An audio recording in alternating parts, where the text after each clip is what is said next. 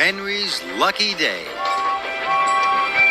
The winter holidays were coming, and a thick blanket of snow covered the island of Sodor. Snowdrifts blocked the lines, and the tracks were very slippery. The engines felt frozen from their funnels to their footplate.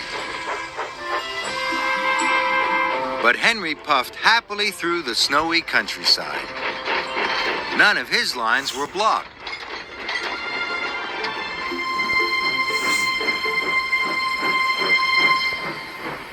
You are the only engine to have made your deliveries on time today, Chuff Thomas.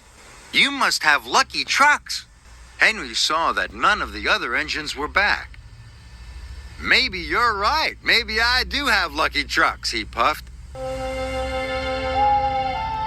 That night, when the engines were all asleep, Henry thought how pleased he was to have lucky trucks. Now I will always be on time, puffed Henry. And that means I can be a really useful engine. But the next morning, when Henry went to the yard, his lucky trucks weren't there.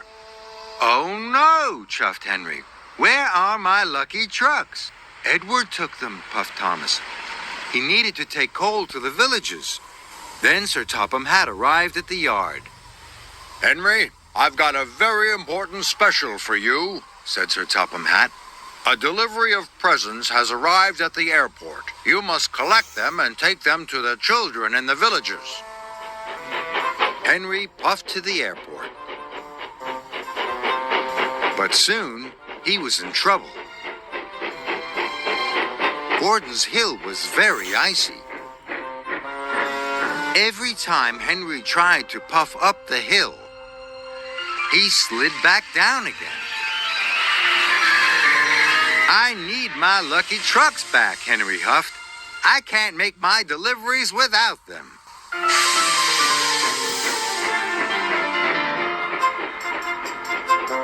Must find Edward, chuffed Henry.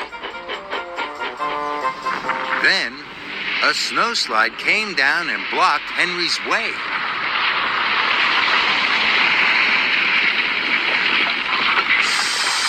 Oh no, puffed Henry. If I had my lucky trucks, this would never have happened.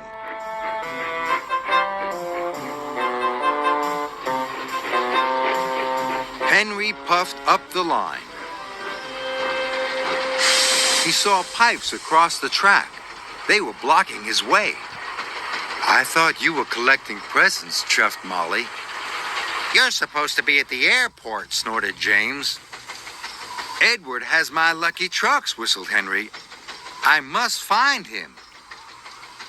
Don't worry, called Rocky. I'll have the line cleared in no time. Henry waited sadly as Rocky lifted the pipes from the tracks. Then he chuffed on to find Edward and his lucky trucks.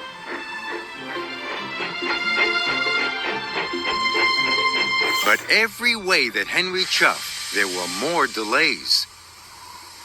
Sorry, puffed Thomas. It has taken me a long time to clear this line. It's not your fault, Henry wheezed. I need to find Edward and my lucky trucks.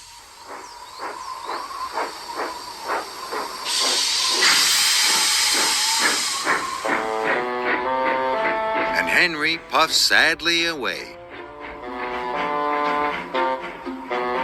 Henry couldn't find Edward anywhere. I'll never see my lucky trucks again, he sighed. But when he puffed into the frosty forest, there was Edward with Henry's lucky trucks. I found you, Henry chuffed excitedly. But he puffed too quickly. His wheels slid on the icy tracks. And he biffed right into his lucky trucks. Oh no, I've broken my lucky trucks, groaned Henry. Henry didn't know what to do. I'm not going anywhere without my lucky trucks, huffed Henry. But they're broken, chuffed Edward. And if you don't collect the presents soon, the children won't have anything to open in the morning. Henry thought about how sad the children would be. "I have to get to the airport somehow," puffed Henry, "even without my lucky trucks." So Henry chuffed away to the airport. The tracks were clear now, and the more Henry thought about the children, the less he thought about his lucky trucks. Henry puffed up Gordon's Hill. The track was very icy. His wheels started to spin, but Henry puffed harder and harder. He inched his way over the top of the hill.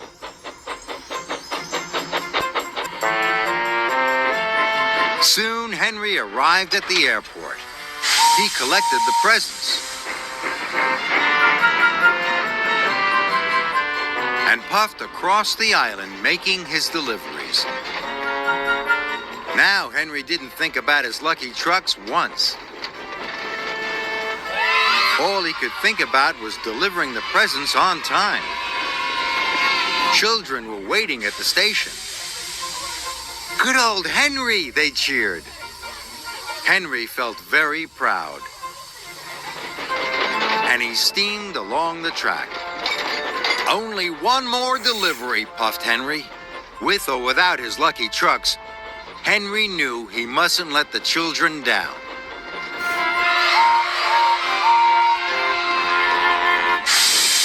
"I've delivered all the presents," chuffed Henry happily. "And without my lucky trucks. Maybe the trucks weren't so lucky after all." But when Henry saw the children's smiling faces, he knew he was still the luckiest engine.